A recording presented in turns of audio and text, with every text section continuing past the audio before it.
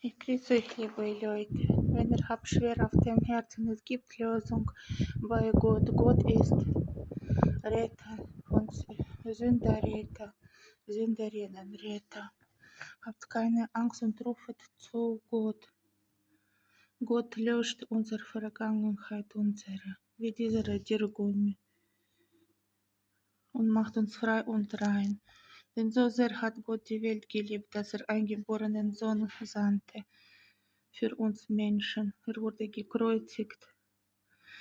Er vergoss sein Blut für uns. Er hat gewusst, dass wir ihn werden sehr stark brauchen. Weil diese Sündenlast nimmt er uns ab und macht uns frei und rein. Er gibt uns weißes Gewand. Mann oder Frau, bist du Junge oder Mädchen, Jugendliche, alle tut Jesus einladen in sein Reich. Kommet, habt keine Angst, liebet Gott, betet, er macht alles gut.